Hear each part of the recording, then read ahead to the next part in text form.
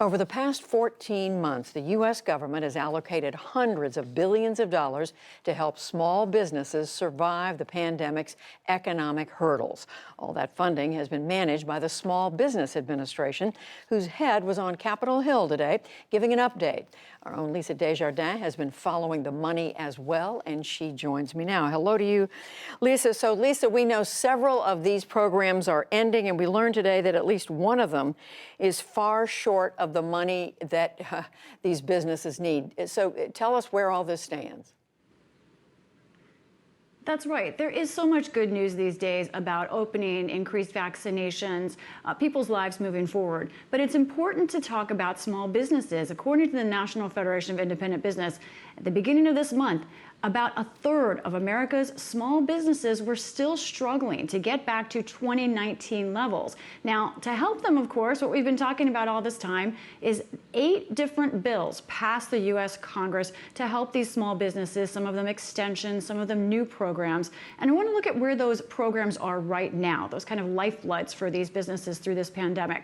First of all, PPP, the Paycheck Protection Program. That is the biggie. Now, look at this. That program has actually run out of funding at this point, and it's given out about $795 billion.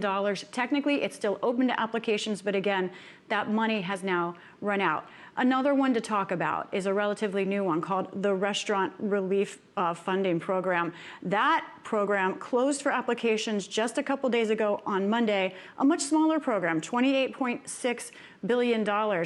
And that is the one that is far short of the money that it looks like restaurants need. Again, $28.6 billion.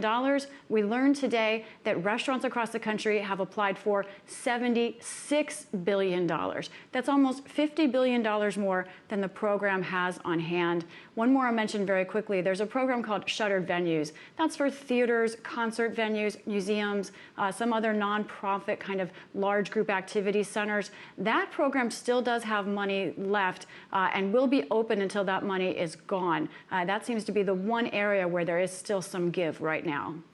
And Lisa, let's go back to what you were saying about restaurants and the massive shortfall they are facing. You've been talking to restaurant owners. What are you learning about what this shortfall could mean? Right. It's hard to think of any industry, and we don't know of any industry that can prove it was harder hit during the pandemic than the restaurant industry. 1 million restaurants operate in this country in normal times. According to the National Restaurant Foundation, they say 90,000 restaurants closed either permanently or long-term during this pandemic. And the issue is that many of these restaurants have thin margins in even the best of times, 5 to 6% that they're making over what they charge. So let's look at this program that was designed to help them, but which is struggling to have enough funding for that. Again, this program is called the Restaurant Relief Fund. It is intended to cover sales, the drop in sales between 2019 and 2020. Now, if a restaurant got paycheck protection money, that money will come out as well. They can do both, but they can't double dip. Again, the funding for this program, $28.6 billion. And so far, restaurants have applied for $76 billion. And the Small Business Administration was very clear today in saying they are going to have to make choices. They will not be able to give out this money to every restaurant that applies. That could mean 100,000 restaurants that have applied for this money will not get it. How will they decide? Congress, when they passed this restaurant program, said that the Small Business Administration must give it out first to priority groups. That includes the following: restaurants owned by women, by veterans, and by social or economically disadvantaged groups. That includes racial minorities and other minorities. So what we have now is a situation of different business owners, different restaurant owners getting different things from this program. Our producer, Matt Loftman, was able to reach out to some of them and talk to them about the experiences. And first, I want you to hear from this woman. Her name is Roberta Monteleone. She owns a catering business, Milan Catering, in Southwest Florida, and she believes she will get some of this relief money. A big sigh of relief. We think we're okay. And then I look at my summer bookings and recognize that I've got another big hole in the company. And so the restaurant grant is filling that hole. And it's just, I can't imagine. Well, I wouldn't be here without it. The company would have been long gone. Now, a very different experience in Maryland. I want to take you to Blue Ridge Restaurant Group owner. His name is David Jones. It's a chain of restaurants. Most of them are reopening, but not all of them have fully reopened. 3 of his restaurants are still in areas that have limitations. Now, he thinks he may not be able to get this money simply because he doesn't fit any of the priority groups. Here's what he had to say.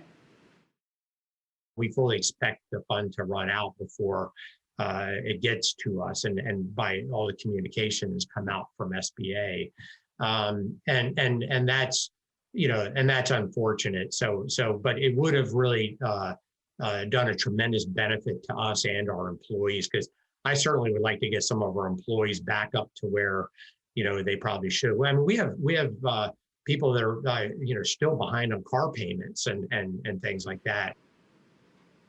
Now, I did talk to members of Congress today. Democrats, including the leader of the Small Business Committee, are going to push to add more funds, but Republicans doesn't sound like they're on board with that, Judy.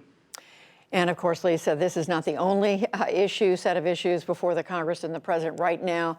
There are big deadlines coming up in terms of what is Congress going to do about policing reform, about that January 6th commission. What do you know about where those stand?